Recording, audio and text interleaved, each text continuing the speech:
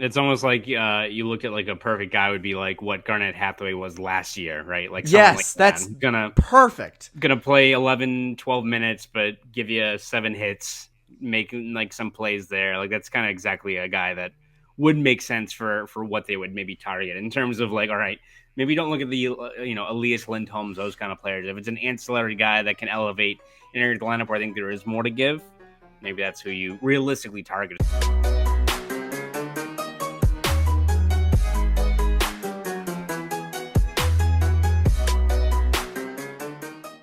And welcome into Poke the Bear, episode 192. I'm Evan Marinofsky, that's Conor Ryan. Connor, what is up? Evan, I'm doing well. How you doing? Doing great. That's getting close to 200 episodes. That'd be incredible.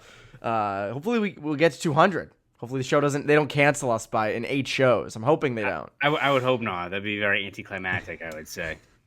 We get canceled before they let us get to 200.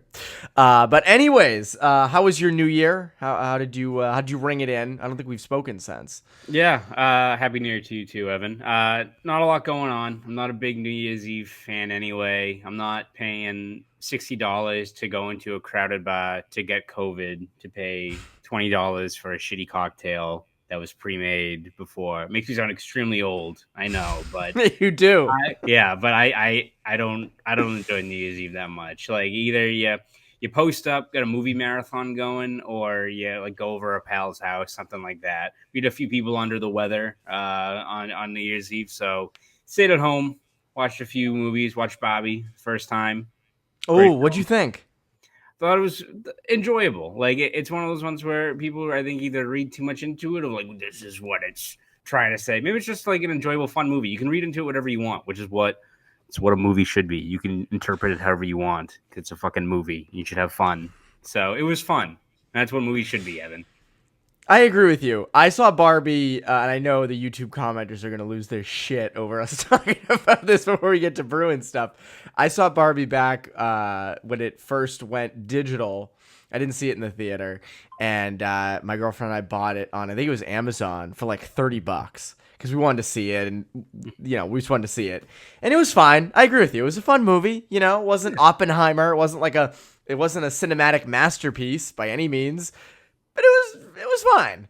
But then, what's funny though? Like, you mentioned a quiet New Year's Eve, and I'm getting to that point too. Now, I didn't do that this year. I went down to visit my girlfriend she went back home to Long Island for like a month. So we went to New York City. So I was like, oh no, like New York City on New Year's Eve. That's a recipe for disaster. It wasn't that bad actually, and we did pay. I think it was $89 for a bar. It was a ticket, but we did get unlimited drinks and food. Okay, they had food that's there. fine. It was free. That's fine. So like they gave out platters of burger sliders and calamari, and an alligator was on there. And what was the other thing? You at the fucking fried chicken.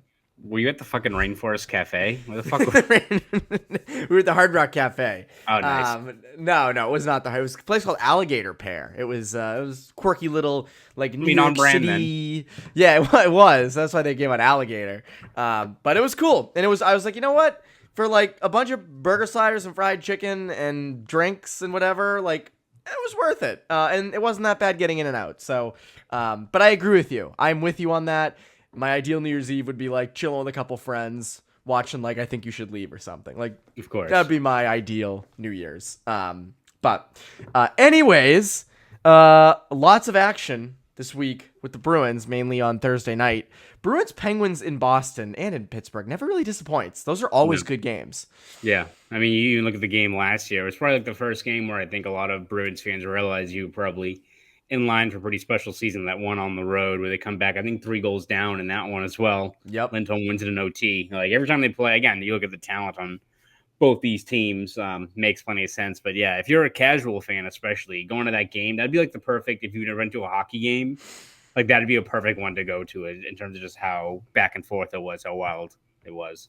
I agree. I remember this was many years ago now, like 2017-ish. The Bruins played the Penguins, and it was like 7-4 or something. And that was the game that Chara had like a 3-minute shift and then fought. Who was it? He fought Was it Alexiak? Yes, it was Jamie Alexiak. He fought Alexiak at the end of the shift. So I'm always like, Penguins Bruins is always good. Like a Bruins Penguins playoff series would be awesome because you just know it has all the fixins. It's got all the fixins of a good series. But the Bruins lose 6-5 on Thursday night. Bruins come back from 3 goals, lose late, tough one, but still showed some fight getting back into it. But the big thing, and kind of goes back to this, like the offense showed up, the defense did not. It was not the best defensive game, and those defensive woes kind of keep hindering the Bruins a bit. Yeah, and it's, I think, especially frustrating because, as you said, the offense has been there since really the holiday break. I mean, they've scored over 4 goals in all 5 of their games since coming out of that little lull. So you've had a lot of guys contributing. I mean, you look at this past game, Marchand and Pastrnak had kind of take over games, but you look at the amount of other key contributors further down the lineup who are kind of on a little bit of a roll here now. Like Morgan Geekie had 3 points on Thursday. DeBrusk extended his point streak. You had the game in Columbus where, JVR, Heinen, Frederick had a really strong game together. Like your offense is there. And in most situations, you look at the way this team is built, you score 5 goals, you should be able to walk away. You should win pretty easily. So, just a lot that needs to be fixed in the D zone, especially. And I think they've been pretty strong since the holiday break. I mean, no shit, they won 4 straight going into that game, but the same things we keep on seeing, right? Like either trying to force plays and it's leading to odd man rushes, way too many one and done opportunities in the O zone, which again, if you are one and done and all of a sudden you got Sidney Crosby and Jake Gensel going, on odd man rush back towards you, not a lot of goalies are going to stop that. As soon as that happened, I was like, well, all right, well, this game's going to go out of hand very quickly. And then what's funny? Wait, Connor, what's kind of funny? For that game, I was home and I was watching the first couple minutes. I saw who scored. It was Pastrnak or Marchand scored the first. The first Bruins goal I saw. Marchand had the first goal. I saw that. Then I'm like, you know what? I'm gonna cook a Hello Fresh real quick. Honest to God, I'm not just like not saying that for this or anything. I was gonna go cook, and I go back in the room and it's like 3-2, and I'm like, what did I miss? What happened? I left for like 10 minutes. I agree with you. And then probably in real time, they probably already scored another 5 goals, but the ESPN broadcast was so fucking delayed. It was insane. Like I felt bad because like I try not to be the spoiler on Twitter, but like when it's like a minute and 30 seconds between what's actually playing out in front of me and like what the broadcast is showing, like I think ESPN is the one that are broadcasting the Stanley Cup final this year. I think they go back and forth, Turner and ESPN. If you get to that point, you can't fucking have that happen. Like you can't have that far of a delay when you got like, especially with like betting and all these things on top of like just the overall fan experience. You're texting me like Pastrnak just scored. I'm like, bet. They must have a lock against. I think they must have a lock against it. But even just like the overall experience, like what's gonna happen when you're in a game and I drop the pasta video like for an OT winner like a minute before it actually happens. It's gonna be people probably pumped. There's probably people who enjoy having that tension being taken out of a live viewing, but a lot of people that don't. So you got to fix that if you're ESPN. But I digress. But the thing is, like I have Bruins tweet notifications on, so like I'll be watching the game at home, like on the road or whatever, and I look at my phone and it's like tweet notification from the Bruins, and it's like Grizzy, and I'm like, damn it, like shit, and it's like I'm behind, and now I know it's coming, so it's like, oh, all right, well, I guess I can get ready to clip it, but I'm like, oh, I wish there was that bit of surprise. It's like that Twitter meme where it's the guy like playing the video game and it's like the photo and that's him leaning forward. That's like when you get that notification, like, oh, I should really intently watch this shift because I do know what's happening next. So,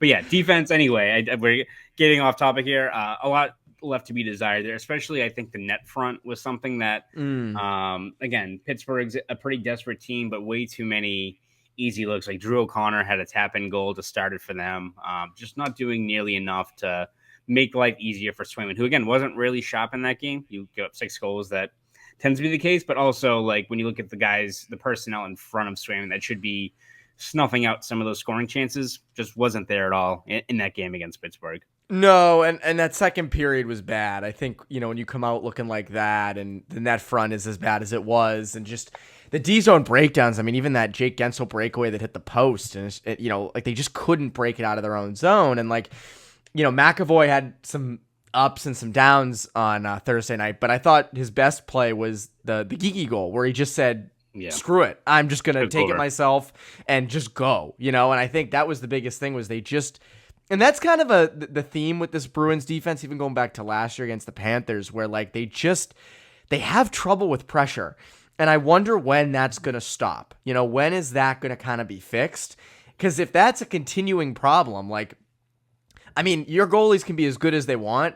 If you're consistently turning the puck over or having a problem breaking the puck out of your own zone, you're going to be giving up odd man rushes like it's going out of fucking business. So, like, that's, to me, like, that's worrisome. Now, I know they've looked fine the last couple games since the Christmas break, so, like, whatever. But I still go back to, like, against a good team like Pittsburgh on a big stage where your offense shows up, it's a disappointment when you give up 6 goals, and a lot of it just goes to like defensive inefficiencies.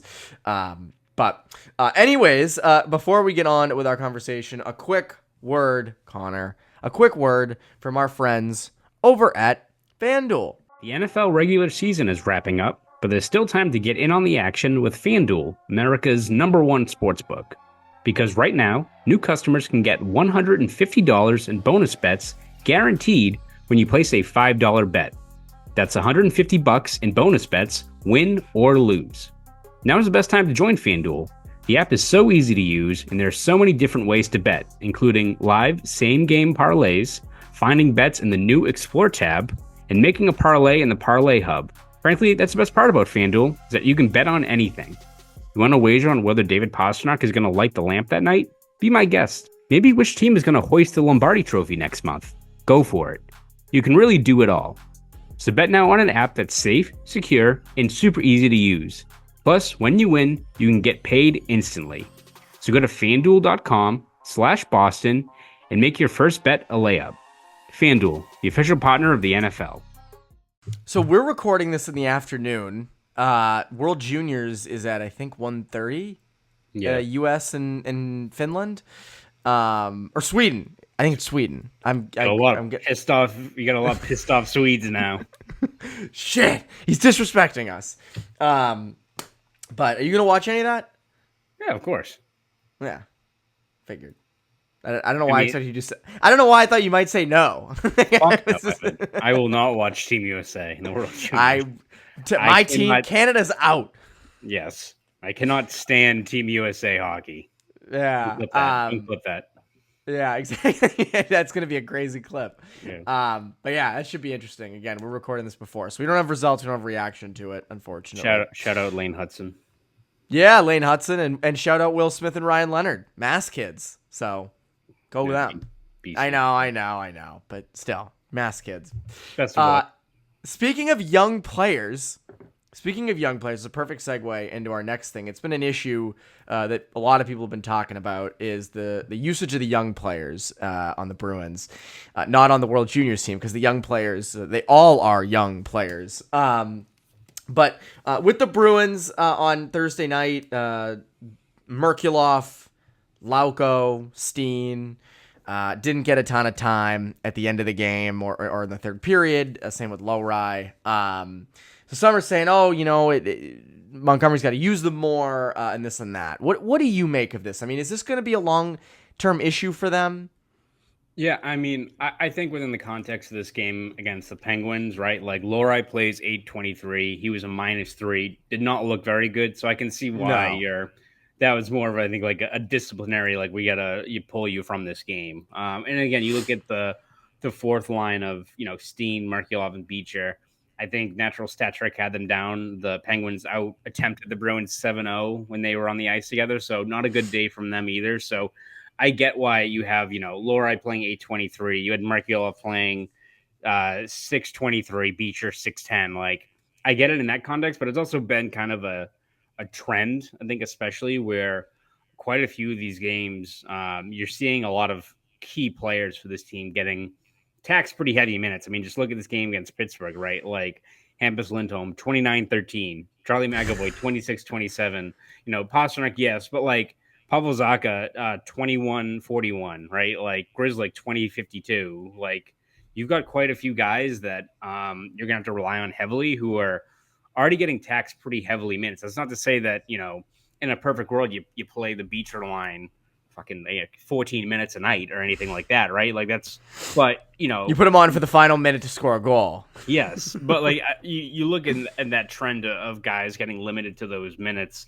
Again, a game here or there, it's whatever. But when you get to February and March and April, and you've got these guys, a lot of these veteran players who are supposed to be your key pieces who are playing over 20 minutes a night, that's when it kind of adds up. That's when you need to, I think, be cognizant of stuff like that. So as much as the people wanted to maybe cast this year as a bridge year, transition year, like when you're first place, I get that you're trying to bank as many points as possible, but still you'd like to see a little bit more of maybe a leash or a little bit more of a leeway for some of these younger players. And I think especially, again, he's probably going down to Providence in a couple of days, but like Georgi Merkulov, who, again, has he like really, flashed up here during this time? Not necessarily, but for some of these games, right? Like he's been the fourth line center playing 6 minutes a night. And it's like, again, you want to have these younger players kind of earn their roles, what have you, but like Merkulov's not a 4C. Like Johnny Beecher, no. Like Merkulov, he plays one game in a third line spot, doesn't generate a shot on goal, but does the few things right, and then he like goes and plays a bad team in Columbus on the fourth line.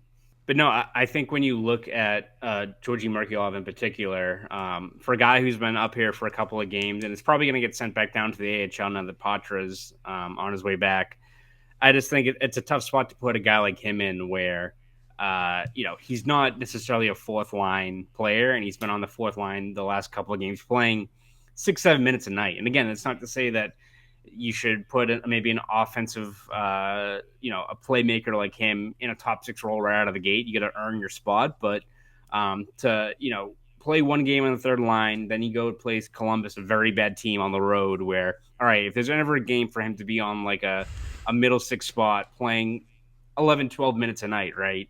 That seems to be it. To go in a fourth line, a lot of Dzone starts, playing 6, 7, 8 minutes a night. Just doesn't really do a lot for, catering to his skill set. And all of a sudden, he's going back down to the AHL, getting back to the 7-8 hour bus rides to like Utica and Cleveland.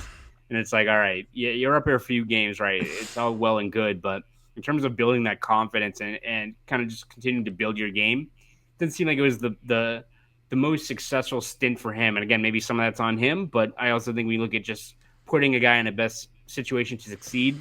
I don't think it's really been the case so far for him. Yeah, it's funny. Like last or Thursday night, I saw like Ty Anderson tweet, Bruins effectively played with 9 forwards and 5D tonight. Low Rye, Beecher, Merkulov all under 9 minutes. Low Rye, who had an ugly night, had the most at 8:29. Tough to effectively lean on your big guns for 40 minutes when chasing the entire way. So in a game like last night, I'm fine with them shortening the bench. I don't think 9 forwards is that bad. Rolling those guys 5D. I have no problem with that against the Penguins, right? Home game, good team, trying to get points. That makes sense. I agree with you, though. Over the long term against a team like Columbus, that is a good spot to try out guys like Merkulov and give them a little bit of a longer leash. I think it hits, though, at a different issue, and that's their fourth line is entirely rookies. I mean, and I think that, for a team that's in first place in the Atlantic, who's fighting for, to keep their spot, fighting off teams like Florida and Toronto, as well as compete with teams like the Rangers and Carolina, it's hard, I think, as a coach to have faith in a fourth line made up of entirely young guys. Like, 100%, you need to use your full lineup. I mean, that's the modern NHL. Everybody, you've got to use everybody. Guys get tired. I know they're professional athletes, but you're right. Come February and March, when it's sort of the dog days, which we're unfortunately kind of about to enter, you get tired. And when the playoffs come around, you don't want to be tired because that's when you're going to go full throttle. I think it hits a kind of not a roster. I mean, kind of a roster issue in that they have young guys on that fourth line. And you do want to get them playing, but as I said, it's this thing we keep talking about, the battle of what are you? What is your team? Are you a young team that's trying to get guys going, or are you winning? And they've done both. I said this on my mailbag. It's not out yet, or maybe it is by the time this podcast is out. But I said the Bruins are like that Ben Affleck picture where he's holding the dunks all together, right? Like they're trying to hold it together. They got the young, you got like Poitras and Beecher and Merkulov, and then you got, your veterans who you're trying to win with, and you're just barely kind of, and you're just hoping it doesn't spill out all over the concrete. And yeah, if those older guys get tired, you have a real problem. But I don't know. It's hard. You almost need some veterans, better than Patrick Brown, to play with those guys down there. I'm curious if this becomes a deadline acquisition where they go out and get someone or one or two pieces who could potentially play on that fourth line who are veterans. Yeah. I don't know.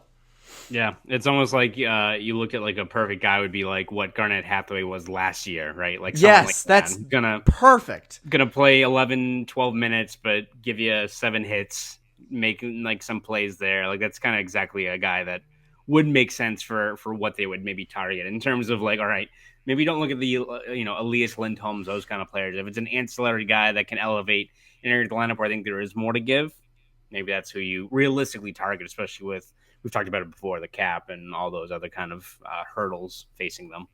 Yeah, I just the usage. I'm not worried about it yet because I just think that the roster. Like I'm not ready to throw Montgomery under the bus quite yet with this stuff because I just think that winning is the priority. And let's face it, I don't know if Lauko, Beecher, and Steen are going to deliver you to the promised land quite yet. I think they're good. I think they have promise, but just as of right now, it's hard to justify rolling with 9 forward, or it's hard to go against rolling with 9 forwards in the back half of a third period of a close game. But you know what is never, it's always easy to justify, Connor? Using our friends over at Factor Meals. You want something quick? You want something easy? Well, boy, do we have something for you. This holiday season, you might be looking for nutritious, convenient meals to keep you energized on jam-packed days. Factor, America's #1 ready-to-eat meal delivery service, can help you fuel up fast for breakfast, lunch, and dinner with chef-prepared, dietitian-approved, ready-to-eat meals delivered straight to your door. You'll save time, eat well, and stay on track with your healthy lifestyle while tackling all your holiday to-dos. Too busy with holiday plans to cook, but want to make sure you're eating well? With Factor, skip the extra trip to the grocery store and the chopping, prepping, and cleaning up too, while still getting the flavor and nutritional quality you'll need. Factor's fresh, never frozen meals are ready in just 2 minutes, so all you need to do is heat and enjoy. This November, get Factor and enjoy eating well without the hassle. Simply choose your meals and enjoy fresh, flavor-packed meals delivered to your door. Ready in just 2 minutes, no prep, no mess. So head to factormeals.com/poke50 and use code POKE50, that's POKE 50, to get 50% off. That's code POKE50 at factormeals.com/poke50 to get 50% off. For people who watch on YouTube, those videos are so well done. Like, they really are. Especially that great voiceover work, too. Oh, melodic. Oh my God. It was just, like, woo, in my feels over here. Yes. Matt Poitras returns from the World Juniors. Where does he slot in on, if you were Jim Montgomery, where does he slot? I'm almost hitting the point now where I wonder if you start him off on the wing just to get him back in the lineup. That's not to say that he doesn't, fit down the middle. Of course, you envision him as a top 6 centerman of the future, but I think you got a lot of guys that are actually playing pretty well down the middle right now that maybe you let them cook for a little bit, and then when, again, you guys hit the expected lull, then you shift Poitras back in. Because, you look at, like, Morgan Geekie had a 3-point game. I think he's been really playing well, especially over the last couple of weeks. We've talked about, like, you want to keep Coyle and Frederick together, but, like, Frederick's been really good, I think, over the last couple of games with Heinen and JVR. So it's a good problem, I think, for Jim Montgomery and the Bruins to have, right? Because I think you also have to find the best way to get a guy like Poitras, up and running quickly. So maybe that takes the real precedent here where, all right, like Frederick's been good down the middle, but move pieces around again and get Poitras back and playing at a high level, because I think you need him playing confidently and playing well just because of how valuable he can be further down the lineup. But It's a great problem for the Bruins to have, because I think, as we've said all year, the talent down the middle has been very strong this year, and it's been the case even when Poitras, who's been one of their biggest surprises, has been out. But again, if you want this team to be playing at its highest level, you need a guy like Poitras with his skill set to really make the most of this second half run. And I think maybe you have to find the best landing spot for him once he gets back, because he's already mentioned, being disappointed about World Juniors, but being very motivated and being probably quite pissed about how that tournament ended for him. So getting him back up and running is going to be key for this team. As just an added level of reinforcements for the second half. Yeah, I prefer him at center over the wing overall. I don't hate, though, the idea of just giving him a shot. I mean, I'd rather him be at center. I wouldn't mind if Frederick went back to wing and you put Poitras in the middle potentially, because you're right, Geeky has worked up top. And if you wanted to go with some sort of, JVR Poitras Frederick, I would be curious. Or then you got Heinen too. Maybe Heinen, kind of what we just mentioned. Heinen maybe finds a spot on that fourth line as sort of a veteran-ish presence. But again, I agree with you. It's a good problem to have. Didn't think we'd be saying that this year about the center position. No. Morgan Geeky, really, you were on that so early. Credit to you. You were all over that. Baby. You're like a weather forecaster who gets a snowstorm right. You were like, this Morgan Geeky's coming in from Seattle. His cold fronts. I mean, he's pretty hot. His hot fronts are pretty crazy, and they're gonna, you're gonna have to shovel a lot with him and this and that. And he's fit in great. So, props to you, Connor. I tried. I tried. Props to you. You should get a spot in the All-Star game. You should get Oliver Bjorkstrand's spot in the All-Star game. That's what you should get. Man was fucking livid that he had to go to Toronto to the San Diego. Again, I don't blame you. I'd be the same way. I always think, like, when I was little, I was like, oh, All-Star games are the coolest. You get to go and this, that. Now, and in the NBA, it's big. I think it's in Vegas. Or is it in Vegas? I don't even know where it is this year. I'm thinking of maybe it's in fucking tournament. Toronto. It's in Toronto. Oh, no, I mean the NBA. Oh, I'm sorry. I think so. I actually don't even know where it is. They are a lot more like, they'll pick random places though. Like, I think, was it last year, 2 years ago? It was like the 50th or like the 100th anniversary or something? It was some big, I think maybe 75th anniversary of the NBA, and they had all these legends here, and it was in fucking Cleveland. I forgot about that. How you don't have it like at Madison Square Garden or something like that? Like. Yeah, I agree. But so the NBA, it matters. Those players care about the All-Star games and All-Star berths.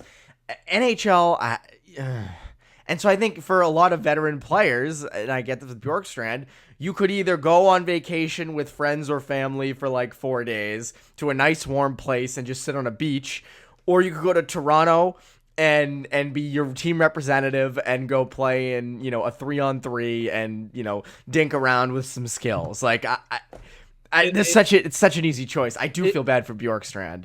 No, but it's like one of those things where if you were going to the All-Star break, like, if you imagine if you like have like a family vacation lined up, and maybe it's not like the nicest spot, or it's not like a premier destination, but it's like a nice family trip to the Cape, a getaway. Yeah, nice getaway, and like your work is like, hey man, congratulations, we got a paid for trip to Las Vegas. But it's at a conference. You're like, okay. I mean, like, yeah, the Bellagio's nice. I don't have to pay for it, but I gotta go to like a convention center. Like, I don't want to fucking do this shit. Like, again, it's one of those where, again, you do it. It's part of the job. But I think a lot of these guys would much rather just have their own vacations to pick from. Yeah, so I get that, and I completely agree with it. That work conference in Vegas, oof, that'd be, they have a motivational speaker who's like, "Come on, God, like, this is your purpose, and your passion," and like this, it's like, shut up. Yeah, you fucking Tony Robbins teaching how to walk on coals. Like, no, I'd rather just be at like in Weymouth. I'd rather be down in like Dennis. I don't want to be in fucking Weymouth. I'd rather just be like in like Dennis. Yeah, I'm going to Weymouth. Yeah. It's funny, like, all these coaches who win these national championships, the year after they win, they get paid tons of money to go to those conferences and speak and just give speeches about, how like an insurance company will bring in like Greg Carvel after he wins, the hockey national championship, and to talk about, motivation and stuff. And I'm thinking, like, what's the what's the correlation here? You know, like I must be missing something. I think one time my dad went to one. It was like for like a mail handlers union, and it was in Las Vegas. And Magic Johnson was the keynote speaker. I'm like, how the fuck? What is Magic Johnson gonna tell you? Like, it's cool. Like, don't get me fucking wrong, but like, he's gonna be like, he does like he has like just gigantic like packages and does like behind the back, throwing them in the crowd. Like, what the fuck's he gonna do? What's he gonna tell you? Spin move, yeah, like the keynote, the guy like introing him, he like dunks on him, like exactly. to the mic. He's just throwing he's just throwing Stanley Cups like just in people's heads at like a 9 a.m. like function hall. Everyone's like half asleep anyway. You were probably like hungover, just getting like Stanley Cups just rocketed at your head. Well, it's like if you did Magic Johnson as the keynote speaker, if he like gave speeches like he tweets where he's like, the U.S. Postal Service delivers the mail. Like, yes, we know. They are an important part of society. It's like, oh, like, yes, thanks, Magic. Write notes down. That was new information. But anyway, in a roundabout way, should the Bruins have another All-Star Game representative? They have Pastrnak, rightfully so. Poor Pastrnak having to go to Toronto. Should they have anybody? He does. Not today, Justin. But should any other players get the nod? Yeah, I mean, I think Jeremy Swayman makes a lot of sense, right? I mean, I guess it's bad timing after you give up 6 goals, but I think he's been one of the best goalies in the league this year, and I think especially for maybe a guy who's could be a first-year All-Star, I think that'd be a nice nod for him. Beyond I'm sure a lot of other guys like a Marchand or McAvoy probably would enjoy also probably having that break. So having it be a first-year guy, probably the novelty of and the honor of getting that for the first time, probably something that I think wouldn't be lost on a guy like Swayman. So I think I'd be voting. I'd be rooting for him, I would say. Agreed. Swayman's the guy. Swayman's the only guy, really, and I think as a veteran, I think that's I mean, as a younger player, I think what you just said, right? Like first time, big deal. That's the guy who should go, right. Or like the Frank Vetranos of the world. Like that's a cool thing that he made it. Good for Frank. Like awesome. So I agree. It should be Swayman if any other Bruin goes. And then Swayman can give the keynote speech at like, the UBS up in Toronto or like the headquarters at Tim Hortons. He can give a nice little speech after the All-Star game. Anyways, Connor, what can the people look forward to from you over at the Globe and Boston.com? Yeah, we're going to have you covered every step of the way, whether it's game recaps, features, columns, all that good stuff. So you can read all of it over there. And if you want to follow me on Twitter, X, whatever the fuck it's called, you can at Conor Ryan _93. Go do all that. That's Conor Ryan. I'm Evan Marinofsky. You Poke the Bear listeners. Have a great rest of your week.